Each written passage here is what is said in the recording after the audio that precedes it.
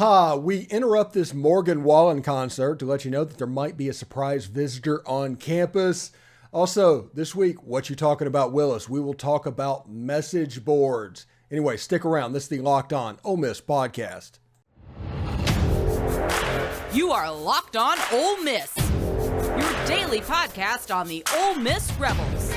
Part of the Locked On Podcast Network, your team every day.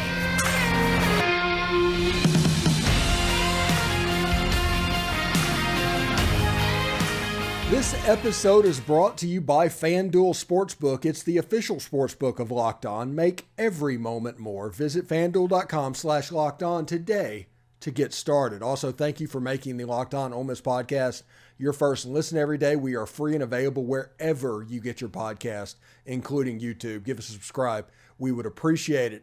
Anyway, we had a surprise visitor on campus. Well, it's okay, not much of a surprise visitor, but a surprise visitor in a way. You know, it started to percolate and a rumor started going around the message boards and everywhere else that Jamarion Sharp was on campus. And eventually they confirmed that that was the case. The 7'4", you heard that correctly, 7'4" center was on campus, taken in. They were golf carting him around. I saw photographic evidence of them taking somebody around, and Jaemyn Brakefield was with them. So we think it was Jamarion Sharp. They think it is as well. He has been listed anywhere from 7'5" to 7'2", from 215 to 235 pounds. He's from Hopkinsville, Kentucky, which is right up the road. He went to college at Western Kentucky as well. Apparently, he was a problem for Ole Miss in the 2021 game. He averaged 7 points and 7.5 rebounds a game, over 4 blocks, a 62% field goal shooter.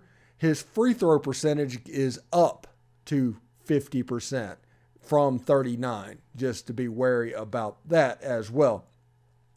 So it should be quite interesting, and he's a guy that would fill a certain need definitely for this team. Now, the one thing you need to realize is there's an interesting core developing on this team. You got Matthew Murrell. You've got Jaemyn Brakefield already. You've got TJ Caldwell. You have Brandon Murray, the transfer from Georgetown that is already committed to play for Chris Beard. Now they're going to recruit Jamarion Sharp. We do not know what happened with Hughley that went to Oklahoma. We do not know the story. Everything will be speculation about that as well. But with Sharp potentially coming in, that could solve a front court need, and there's a lot of backcourt players that are starting to get mentioned with this team. Now, it should be pretty interesting. I think Tyler Perry was on campus this weekend. Austin Nunez was on campus last week as well. Both backcourt type players. It'll be interesting to see what Chris Beard can do with those guys as well. You're also seeing them going through offering 5 stars in the 2024 class to try and get in the game with them. That is Chris Beard's MO. That's what he does. It's going to take a little time to build here, and he's going to try and win in the process, but it probably will take a beat or two. It'll take a minute or two. But this team should be competing for the NCAA tournament, I think, as early as next season. That doesn't mean they'll make it. I just think they'll compete for it. And we'll see exactly how that goes for him. Jamarion Sharp on campus. Tyler Perry on campus. Although he got crystal balls while he was here for Kansas State. I don't know exactly what that means. And we'll see what Austin Nunez brings forward in the coming days. Now, remember, in these transfer portal situations, this portal window, it's only for players to enter the portal. It's not a deadline for players to sign. That is very important that people understand that difference when they expect something quick to happen, because like in football, there's a 2-week window. They're like, well, why isn't anything coming up? Well, that's because it's only a 2-week window for new players to get into the portal. It's not a time limit for them to commit. They commit as long as they can get in school ahead of time. They can commit. And right before the summer, you have full summer, you have first summer, you have second summer, you have August intersession. There's plenty of opportunities for players to enroll at Ole Miss. So don't worry about a time frame. I imagine all through the season, up until potentially fall camp starting, the football transfer portal could become a thing. Now, basketball is a little bit different animal, and we'll see exactly how it goes. Their portal window goes through like May 15th or something like that. So well into the off season as well. Should be quite interesting though. With Jamarion Sharp, Austin Nunez, Tyler Perry, those guys. Like I said, I'm not saying where they're going to go, but them bringing them on campus is almost a statement of intent. There's also a 4-star player that was an Auburn commit that is asked to he's either decommitted or asked to be released from an LOI. I'm not sure exactly which one it is that I was told to pay attention to in DMs. So we'll pay attention to them and see exactly what happens. Now, I'm trying to verse myself up on basketball recruiting. If you want to help out, my DMs are open. Let me know what's going on and something I should pay attention to. If you do that, I would appreciate it greatly, honestly. And when we come back in the next segment, we'll start talking about football transfer portal and a certain player that has popped into the portal. He does not have an Ole Miss visit yet, but he seems to be blowing up as we speak. So we'll see what exactly happens there. So stick around for that, and, should be a lot of fun as well. I'm looking forward to it. Anyway, today's show is brought to you by FanDuel Sportsbook.com. Grand slams, no-hitters, and double plays are back, and there's no better place to get in on the MLB action than FanDuel. It's America's #1 sportsbook. That's right. That's because right now new customers can step up to the plate with a no-sweat first bet up to $1,000. Just go to FanDuel.com/lockedon to sign up, place your first bet, and get up to $1,000 back in bonus bets if you don't win. Yeah, I realize that in Mississippi you have to go to a brick and mortar casino to gamble on sports. I get that. I understand what's going on. But if you go to Louisiana, if you go to Tennessee, New Orleans, Baton Rouge, Shreveport, Delta, Louisiana, if you go to Tennessee, Memphis, Jackson, Tennessee, Nashville, Gatlinburg, over in the Smokies, you can sign up and use the FanDuel Sports app. It is easy to use and is very secure. So don't miss your chance to get in on the no sweat first bet up to $1,000 when you join FanDuel today. It's just go to FanDuel.com/lockedon to sign up. FanDuel, an official sports betting partner of Major League Baseball. All right. Now, I do want to let you know about the NFL mock draft special. It's here and it's bigger than ever. So follow along all 32 teams' first pick in a 6-episode ultimate mock draft experience. Only Locked On can deliver. All episodes are available now on Locked On NFL Draft on YouTube and wherever you get your podcasts. It's really cool. Jonathan Mingo is actually exploding up draft boards right now. I don't know exactly what that means, but we'll see exactly how he goes in the coming days and weeks. As the NFL draft, which I think is this week, like Thursday night, good grief, time is absolutely flying. Absolutely nuts. Anyway, should be interesting to see as well. Now, Eddie Kelly from South Florida has entered the transfer portal and Ole Miss has offered him. Now, that's not necessarily newsworthy in itself because Ole Miss probably offers a decent number of players. But when you look at Eddie Kelly's a 6'4", 276-pound sophomore. He's got 3 years of eligibility back. He's from Orlando, Florida. And you can see exactly what's going on. But if you look at his size, I'm thinking a Jared Ivey type defensive end. But looking at his high school film, you are immediately blown away by his athleticism that he displayed in high school. He played off the line. He just a real super athlete. And it looked like he ended up at USF because at that point, he was kind of an undersized defensive end. He was probably 215, 220 pounds, and he was just athletically dominating the field. Well, he gets to South Florida and gets into a college weight room and he blows up, literally.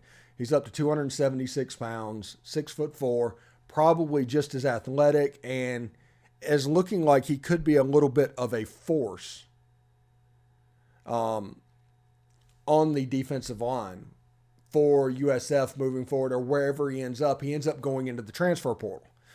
The reason I'm talking about him is as soon as his offer was put out, I retweeted it, like I've known to do. I just retweet offers like that. And he immediately followed me, which I responded with a DM trying to figure out where he had visited and if he had a visit set up with Ole Miss, which he said at this point he does not have a visit to Ole Miss set up. His only visit set up is to Georgia Tech. But it started a dialogue what's going on, and he said he was going to let me know if Ole Miss gotten involved, which tells me that the Charlie Weiss Jr. connection with USF, because that's a thing, he probably knows what's going on. Eddie Kelly looked like he was very eager for an Ole Miss offer, and he got that. That's very excited to do. Now he wants a visit. He wants to set that up potentially, and to see exactly what that looks like. Now, I say that to say this, honestly. He is blowing up at the moment. After the Ole Miss offer, probably 15 schools came back and originally just offered him one after another.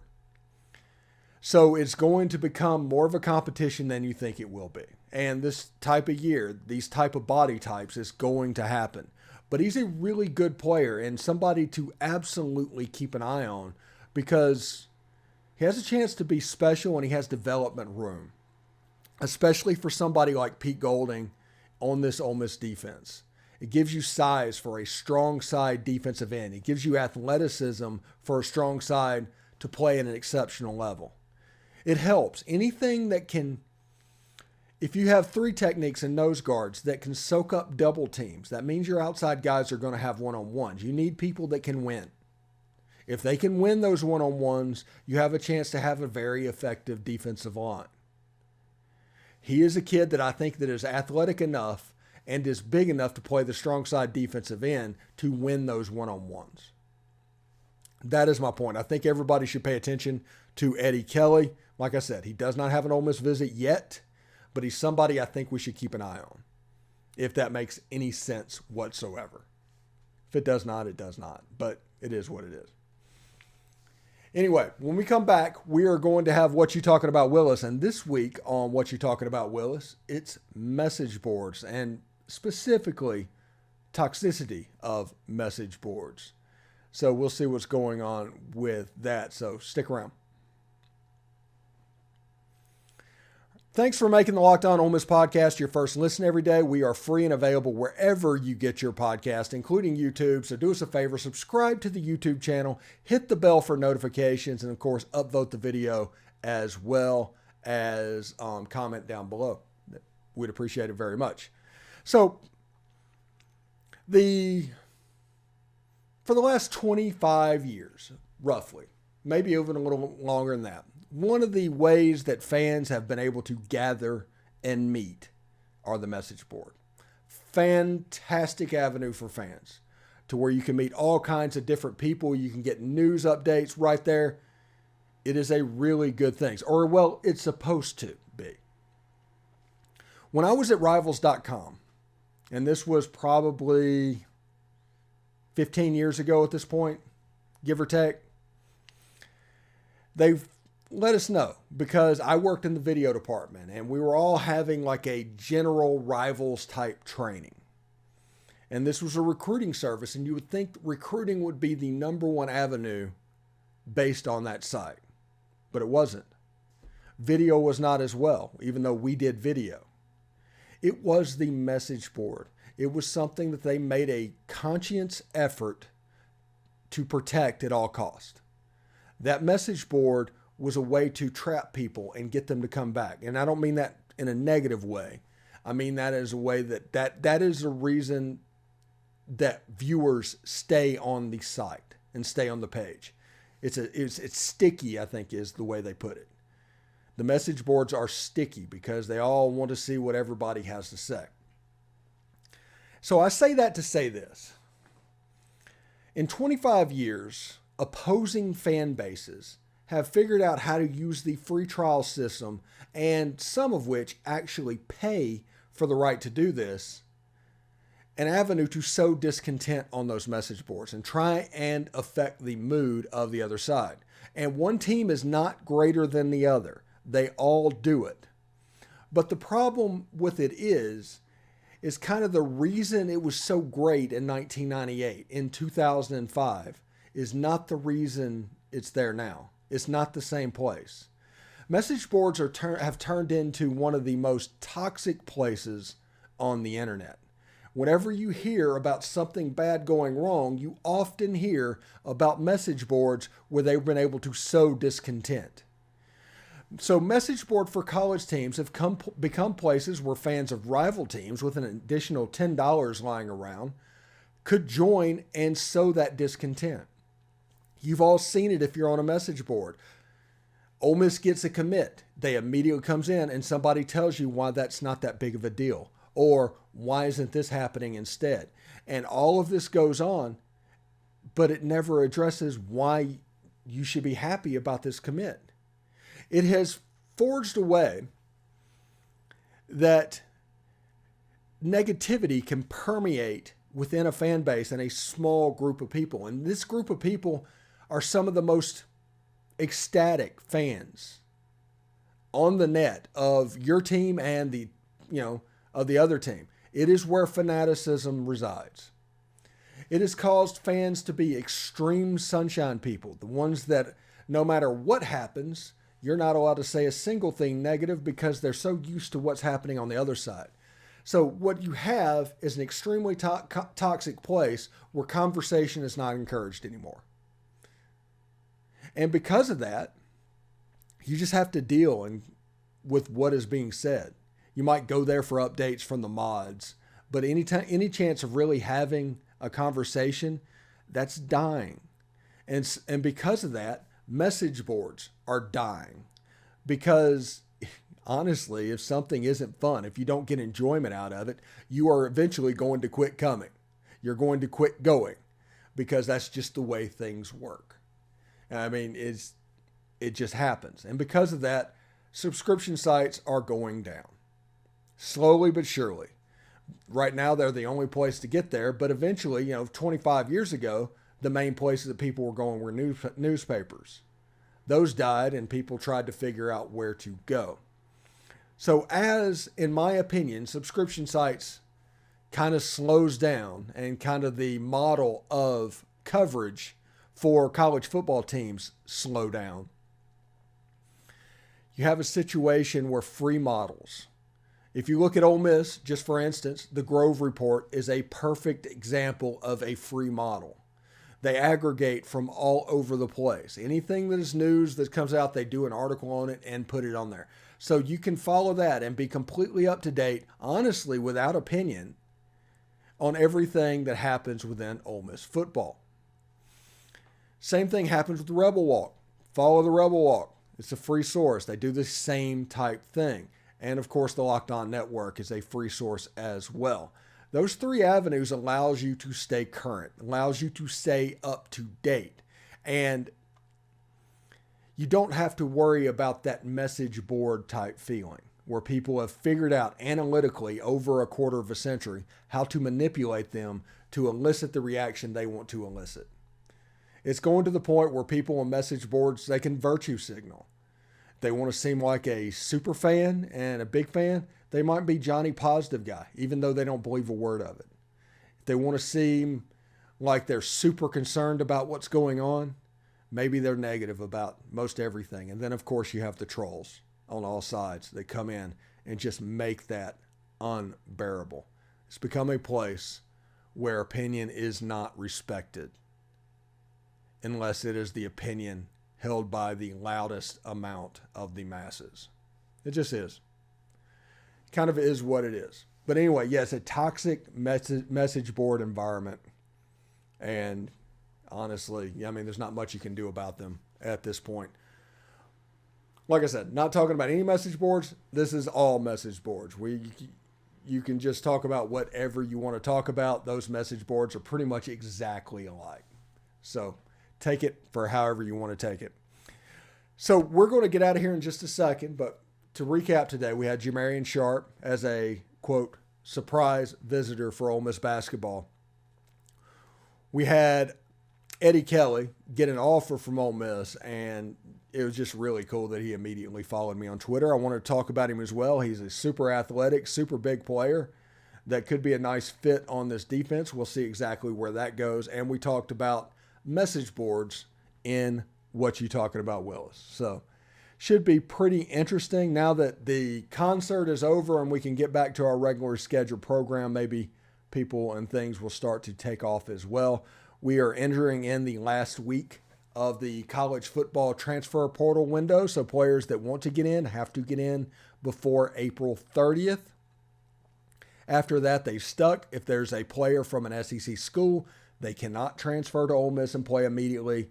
Don't even think about it. Don't think about waivers. Just understand they're not coming to an SEC school. Pay attention to Big Ten type players, Group of Five type players. Those are the ones that you need to look at for football transfers before football season. And basketball-wise, honestly, how is Chris Beard going to build on this core? He's got a pretty nice core of players that he is developing. And how is he going to build on it? Because that is really what this year is going to be about. That is really the way you're going to be able to, honestly, take advantage of the portal. It's the second 5 players. So I'm interested to see, honestly, what's the first name that pops? That's not Jamarion Sharp, if he does. And it's not Brandon Murray. Who's next? And is he a graduate transfer similar to, I think, Tyler Perry? Or is he somebody with 3 years of eligibility like Austin Nunez? Those type questions I am extremely interested in. So it should be pretty cool. Anyway, sorry for the shortest show today. Thanks for making the Locked On Ole Miss podcast your listen every day. Every day or tomorrow on the show, we're going to try and find some interviews. We're going to try and find some angles to go after. With the way the baseball season is going at the moment, none of us are happy, but we are preparing as if the offseason is upon us. So we'll see what's going on, and as this week goes, we'll start to transition into the offseason potentially. Kind of is what it is. Anyway, yeah, I use that phrase. Got a comment. Please don't use is what it is, but yeah.